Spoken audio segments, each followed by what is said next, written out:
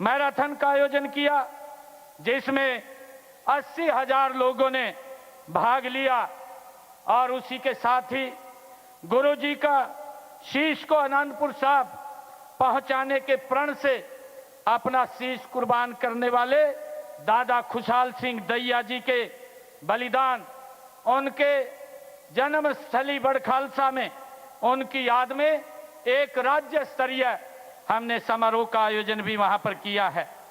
माननीय प्रधानमंत्री जी, इसी कड़ी में हमने यमुनानगर जिले के कालेश्वर में गुरु तेग बहादुर जी के नाम पर एक वन लगाने का निर्णय वहां पर लिया है और वहां पर वन्य जीव संरक्षण ब्लॉक में विद्यार्थियों के साथ 350 पौधे वहां पर लगाए गए और उसी के साथ ही गुरु तेग बहादुर द्वार का भी निर्माण वहां बनाने का निर्णय लिया गया है।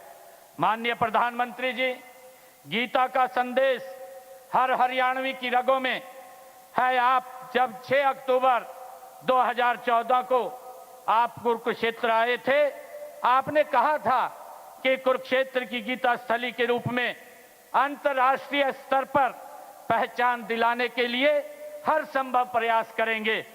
आपसे प्रेरणा प्राप्त कर हमने गीता महोत्सव को कुरुक्षेत्र में अंतर्राष्ट्रीय स्तर पर मनाने की शुरुआत ये 2016 में की थी।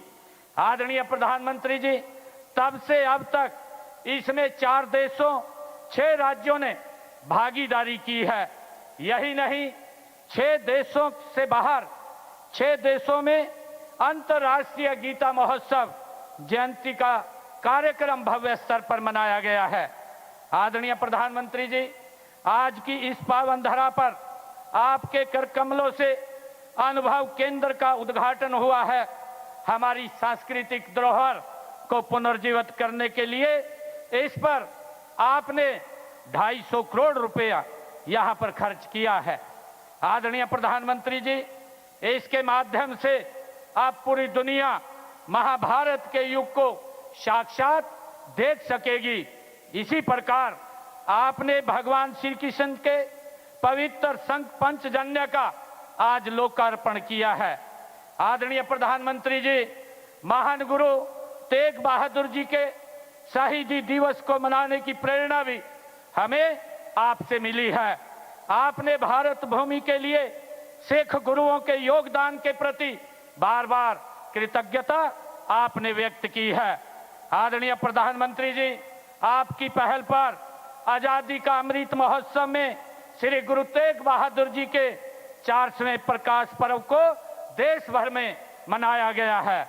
उनकी स्मृति में आपने डाक टिकट और एक सिक्का भी जारी किया था। आदरणीय प्रधानमंत्री जी, आपके कर कमलों से ही पाकिस्तान स्थित ननकाना साहिब तक श्री करतारपुर साहिब कॉरिडोर का लोकार्पण भी आपके द्वारा किया गया। आदरणीय प्रधानमंत्री जी, इस कॉरिडोर से हरियाणा के भी 1739 श्रद्धालुओं ने ननकाना साहब के दर्शन किए हैं। मैं सभी साध संगत की ओर से आपका बहुत बहुत धन्यवाद करता हूं।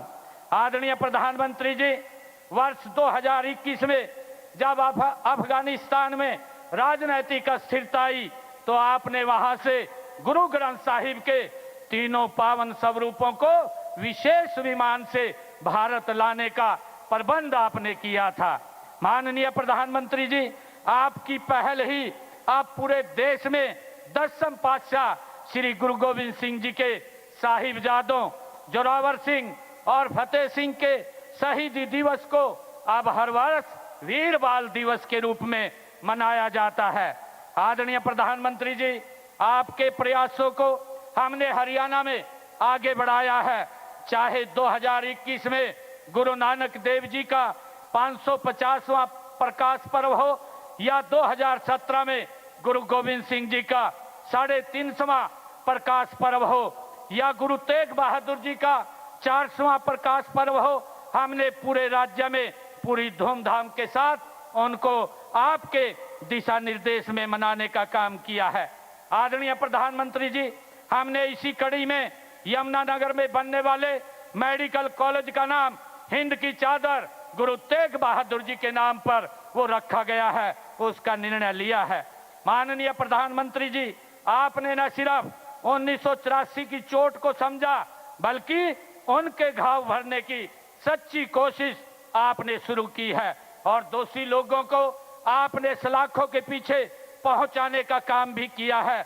माननीय प्रधानमंत्री जी, आपके नेतृत्व में ऐसी ही पीड़ा झेलने वाले हमारे हरियाणा प्रदेश के 121 परिवारों की आशा का सम्मान करते हुए हरियाणा सरकार ने इन प्रत्येक परिवार के एक एक सदस्य को नौकरी देने का निर्णय भी हमने किया है। माननीय प्रधानमंत्री जी, हम सिरसा स्थित गुरु चिल्ला साहिब जो 27 जून 2024 को हमारी कैबिनेट ने एक फैसला लिया, आपके दिशा निर्देश में जैसा आपने निर्देशित किया है, हमने वहां पर जिस पवित्र स्थल पर गुरु नानक देव जी 40 दिन रह करके उन्होंने वहां तपस्या की, वहां चिल्ला साहिब गुरुद्वारे की जो जमीन थी 8 एकड़ 6 कनाल, वो उसके नाम करने का निर्णय हमारी सरकार ने किया है। आदरणीय प्रधानमंत्री जी, हरियाणा भी ये गुरुओं की धरती है। हम अपनी नई पीढ़ियों को उनके संदेश, आदर्शों और विचारों से प्रेरित करने के लिए निरंतर आपके दिशा निर्देश में हम काम कर रहे हैं। इसी दिशा में गुरु तेग बहादुर जी के शहीदी दिवस पर इस समागम का, ये भव्य समागम का आयोजन किया गया है। आदरणीय प्रधानमंत्री जी, मैं आपका धन्यवाद करता हूं कि आपने श्री गुरु तेग बहादुर साहिब जी की शहादत को नमन करने के लिए, उनको श्रद्धा सुमन अर्पित करने के लिए आपने हरियाणा को चुना है। आप समय समय पर हमारा हौसला बढ़ाते हैं, उसके लिए मैं सभी हरियाणा वासियों की ओर से आपका बहुत बहुत धन्यवाद करता हूं। वाहेगुरु जी दा खालसा, वाहेगुरु जी दी फतेह।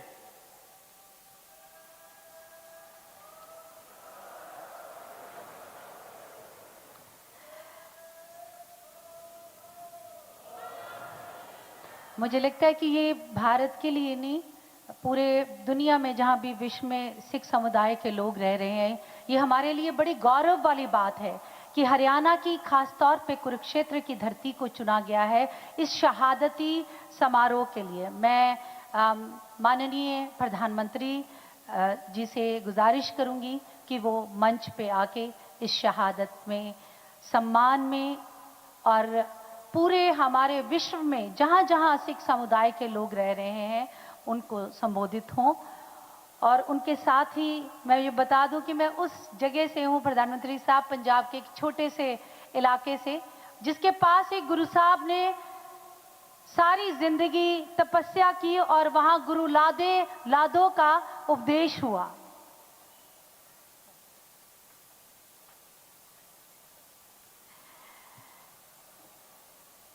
सबसे पहले, क्योंकि सिख परंपरा है और हमारा विरसा भी है कि सिरोपा सिख समाज में एक बहुत बड़ा मायने रखता है, तो मैं सीएम साहब को गुजारिश करूंगी कि वो माननीय प्रधानमंत्री जी को सिरोपा देकर उनका सम्मान करें।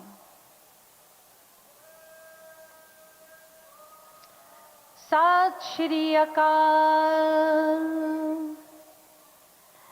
और एक कॉफी टेबल बुक जो गुरु साहब की शहादत को और हरियाणा में जितने भी हमारे सिख समुदाय के लोग हुए हैं जिन्होंने गुरु साहब की शहादत में अपनी कंट्रीब्यूशन की है, उसको हमने एक किताब बंद किया है कॉफी टेबल बुक पे।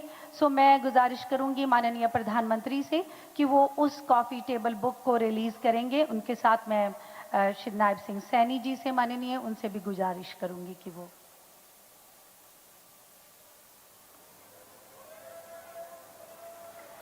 सत श्री अकाल। इस शहादत को ऐतिहासिक बनाने के लिए आज एक 350 साल पे एक स्टैंप भी जारी की जा रही है